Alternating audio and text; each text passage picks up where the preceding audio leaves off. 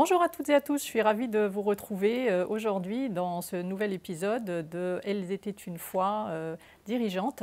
Et mon invitée du jour, c'est Muriel Hurel. Bonjour Muriel. Bonjour. Alors Muriel, tu es directrice générale de l'École normale de musique et de la salle Cortot. Oui. Muriel, j'ai une première question pour toi. Qui es-tu ? Je suis issue d'une double culture. Mon père est algérien et ma mère est française. Et très tôt, j'ai été intéressée par la musique. Ça a pris beaucoup de place dans ma vie déjà enfant, par l'influence de mes parents, parce que ma mère est quelqu'un qui est très intéressé par la culture, la littérature, la musique. Et mon père écoutait, donc là, c'est aussi le mélange des cultures, énormément de musique classique égyptienne. Et donc j'ai baigné dans cet environnement, dans un quartier à Colombes. Et à 12 ans, au collège, j'ai fait la rencontre. J'avais des copains qui étaient d'origine chilienne, tous musiciens, parce que Colombes avait accueilli des réfugiés politiques, un groupe de musique qui s'appelait les Quilapayún, qui avait fui le régime de Pinochet et qui s'était installé donc dans mon quartier et qui faisait vivre toute la vie culturelle du quartier en donnant des cours de musique, des cours de danse, de très bon niveau. Et tout ça m'a fait envie et je me suis dit, bon, bah, j'en peux plus, je vais aller au conservatoire parce que je veux faire du piano.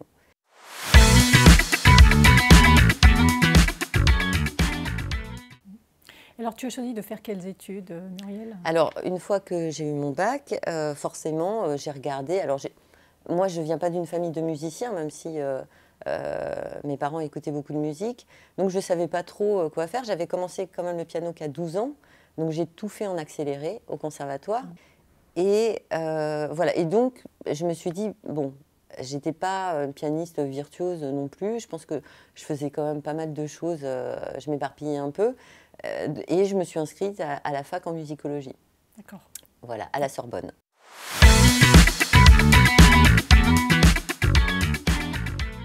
Et donc, avec ces études, tu as occupé quel poste Alors, est-ce que tu as travaillé dans la musique ou pas, finalement? Là, c'était compliqué. Donc j'ai vraiment aimé mes études en lettres et musicologie. Donc, je chantais dans le chœur de la Sorbonne. Il y avait des concerts avec l'orchestre. On a monté un journal de... Enfin, mon meilleur ami, que je vois toujours, a monté un journal de jazz à l'époque. Donc, je me suis aussi passionnée pour le jazz. Et donc, j'écrivais des articles. Là, j'ai découvert aussi la musique du monde. Donc, un peu retour aussi à mes racines, en commençant par la musique arabe. Mais aussi, après, j'ai découvert la musique indienne, la musique africaine, la musique d'Afrique de l'Ouest. Et donc, je me suis constituée une culture aussi. J'allais à énormément de concerts et j'écrivais des articles. Mais par contre, effectivement, mes études ne me menaient pas à un travail particulier. Donc là, j'ai eu une petite frayeur à un moment, parce que j'avais besoin de travailler pour gagner ma vie et partir de chez mes parents. Et dans le journal de jazz, il y avait quelqu'un qui écrivait dans le journal qui m'a dit, bah, écoute, je quitte mon poste à la FNAC au rayon de jazz, à la FNAC Champs-Élysées qui venait d'ouvrir. Et il me dit, bah, si tu veux le poste, parce que c'était un poste à temps partiel. Donc moi, à côté de ça, je faisais aussi des études en conservatoire supérieur, des études d'écriture, d'harmonie. Donc c'était des études très difficiles, j'ai eu ma médaille, mais ça ne donne pas un métier à la clé. Et donc la FNAC, au début, c'était vraiment pour gagner ma vie, un peu comme un job d'étudiant, 25 heures par semaine. Voilà. Et là, je me suis trouvée au rayon de jazz et ça m'a quand même bien amusée. Et tout de suite, je me suis impliquée parce que la relation finalement avec les clients me plaisait bien et la relation avec les maisons de disques. Voilà, parce qu'à l'époque, c'était les vendeurs qui commandaient les disques, qui faisaient un peu l'assortiment et je me suis dit, bah, peut-être que finalement, je peux avoir des perspectives d'évolution. Je voyais beaucoup de gens à la FNAC qui étaient au siège ou avec des postes à responsabilité qui venaient des magasins. Donc petit à petit, je me disais, bon, est-ce que c'est peut-être pas un chemin que je peux prendre? Voilà.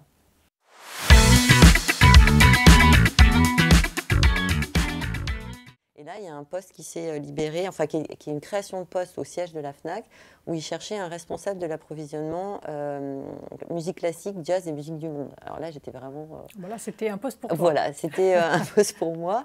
Et donc, voilà. Donc, tu t'es positionnée sur ce poste. Voilà, je me suis positionnée. Combien de temps tu es restée à la FNAC? Parce que ça a été une grande partie de ton histoire. Oui, ouais, bah, je crois que j'y suis restée 16 ou 17 ans. 16 ou 17 ans. Voilà, et j'ai changé de poste tous les 3 ans à peu près. Et donc j'y suis restée. Donc je suis rentrée vendeuse finalement. Et après, j'étais directrice commerciale de France Billet. Donc tu as gravi tous les échelons finalement. Oui. Depuis ton entrée en temps partiel. Exactement. Jusqu'à la direction commerciale d'une BU en fait. Hein, exactement. Ouais. Après la FNAC, tu as évolué dans un univers qui n'est pas si éloigné que ça. Non. Ensuite, je suis allée chez... donc Lagardère avait fait l'acquisition d'une start-up qui s'appelle Billet-Réduc, qui marchait très très bien. Et ils cherchaient une directrice générale, directeur général, pour reprendre la suite après le départ des fondateurs. Et comme j'avais cette expérience avec les théâtres, avec les producteurs chez France Billet, j'ai été recrutée en tant que directrice générale de Billet-Réduc chez Lagardère. D'accord. Et puis après, vente privée, donc tu prends la direction de l'école normale. Donc c'est un pas très différent.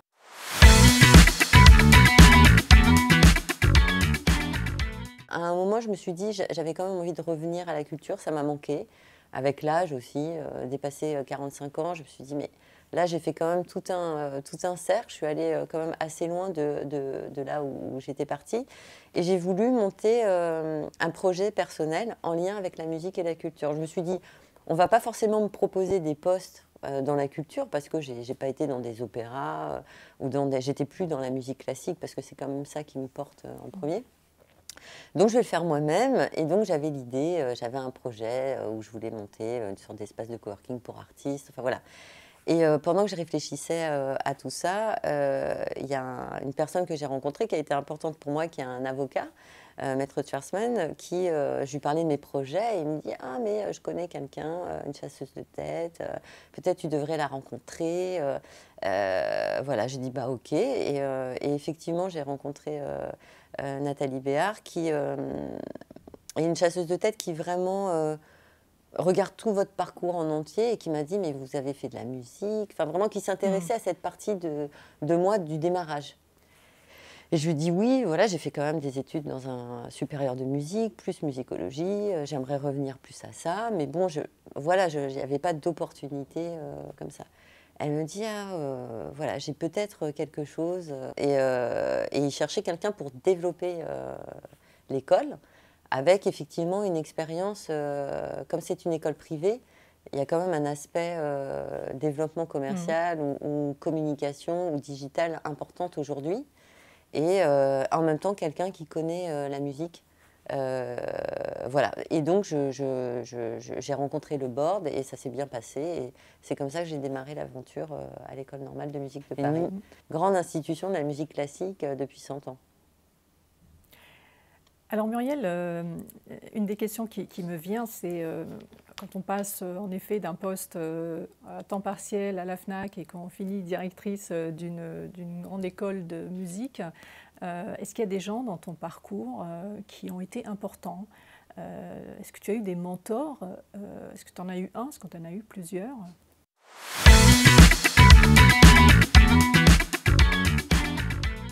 Alors j'en ai eu plusieurs, c'est-à-dire que je suis très à l'écoute toujours des conseils et je suis très curieuse. Donc, c'est vrai que à chaque fois que j'avais un nouveau poste, finalement, ou qu'on me recrutait, les personnes m'ont toujours projeté vers autre chose. Alors, après, j'ai beaucoup travaillé aussi à côté parce que, comme je n'avais pas fait des études en rapport avec les postes forcément que j'ai occupés, j'ai quand même travaillé tous les week-ends parfois pour rattraper ça et pour me former moi-même. Et donc, à chaque fois, c'était des personnes, j'ai eu différents directeurs que je regardais travailler et après j'essayais d'appliquer des méthodes de travail aussi, je m'inspirais d'eux. Donc en fait j'ai eu beaucoup de personnes, pas toujours, hein, il y a des fois des moments un peu plus difficiles, mais il y a eu des périodes où j'ai eu des directeurs qui m'ont énormément inspirée. Alors on va parler de toi en tant que femme dirigeante, puisque tu as occupé plusieurs postes, tu as été dans le privé, tu as été membre de COMEX. Comment as-tu vécu ce rôle de dirigeante en tant que femme et avec le parcours que tu as?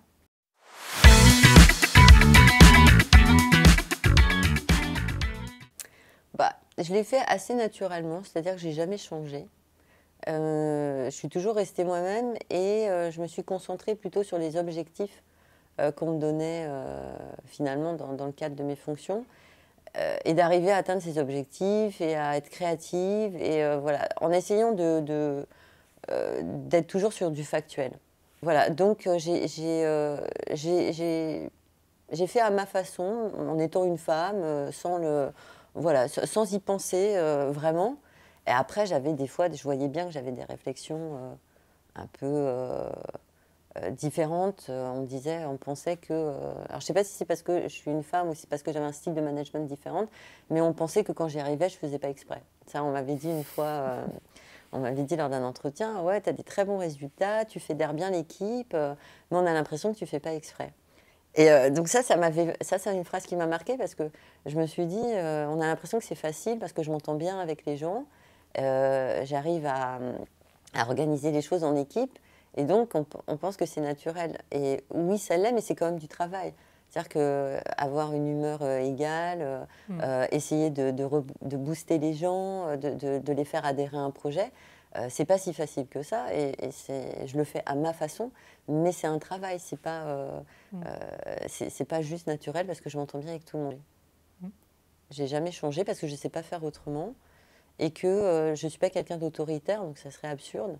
Et j'ai jamais aimé le management un peu scolaire ou l'idée que les gens enfin, je ne suis pas maîtresse d'école non plus, justement, là je suis directrice, mais enfin, les équipes sont des personnes adultes et je pense qu'il ne faut pas les traiter comme des enfants. Est-ce que tu as été confrontée à des défis majeurs, justement tout au long de ce parcours, où ça a été parfois dur, où peut-être tu as été tentée de passer à autre chose, d'abandonner un petit peu tes ambitions?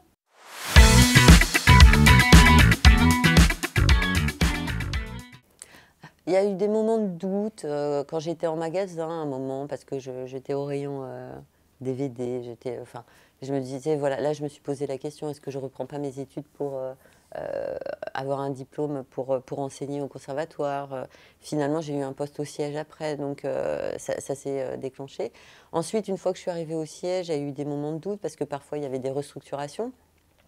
Et là, j'avais été voir une RH, ayant peur, étant dans les dernières arrivées, qu'il se passe quelque chose. Et je lui avais dit, mais est-ce qu'il y a des opportunités autres? Et elle avait regardé mon CV, elle m'a dit, mais vous avez fait des études de musique, à part, elle me dit, je ne peux rien vous proposer. En gros, voilà.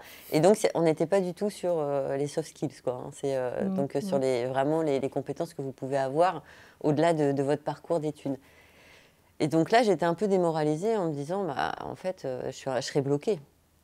Et finalement, bon, voilà, après, on rencontre d'autres personnes. Et après, une fois, j'ai rencontré la DRH à l'époque à la FNAC qui m'a fait passer directrice, était tout le contraire, en me disant, vous avez du potentiel, vous savez faire, voilà. Donc, on peut avoir tout et son contraire dans une carrière. Donc, parfois, bah, il faut prendre ce qu'on vous dit. Est-ce que tu penses que ton histoire personnelle t'a aidé dans ton évolution? Est-ce que ta double culture, est-ce que ça a été un atout dans ta compréhension finalement du monde professionnel dans lequel tu as évolué? Oui, je pense que oui, parce que c'est une ouverture sur... c'est une ouverture sur le monde finalement, où on accepte tout le monde tel qu'il est, et aussi une forme de curiosité par rapport au parcours des gens et leur histoire. J'adore connaître aussi l'histoire des gens, d'où ils viennent. Et donc, j'ai pas de préjugés, j'ai pas d'a priori. Et donc, pour moi, tout le monde peut y arriver et avoir des choses à apporter. Donc, je me sens un peu à l'aise dans plein de milieux. Muriel, autre question, est-ce qu'il y a une femme qui t'inspire? Oui, Nadia Boulanger. Alors, je vais expliquer qui est Oui. Nadia Boulanger. Donc, Nadia Boulanger, donc elle était compositrice, chef d'orchestre, pianiste, organiste, et c'est une des figures les plus importantes en musique au XXe siècle. Et donc, cette femme, qui était quand même dans un univers aussi d'hommes à l'époque, hein, les chefs d'orchestre, compositeurs. Là, maintenant, il y a beaucoup de femmes qui reviennent sur le devant de la scène, mais il n'y en avait pas beaucoup.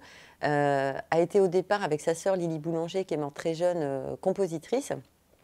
Quand sa sœur est décédée, elle a arrêté la composition et elle s'est complètement impliquée dans la pédagogie et la direction d'orchestre. Et, voilà. Et c'est la plus grande pédagogue du XXe siècle et elle est française.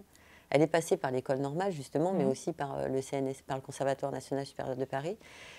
Et elle a formé à peu près tous les grands musiciens du XXe siècle, que ce soit en musique classique ou même dans la musique actuelle. Et voilà. Et donc, son histoire me fascine parce qu'il n'y a pas une personne dans l'histoire de la musique qui n'a pas été à un moment entre ses mains pour apprendre la composition, l'harmonie, la direction d'orchestre ou autre. Voilà. Et il y a pas mal d'hommages qui lui sont rendus ou des festivals maintenant.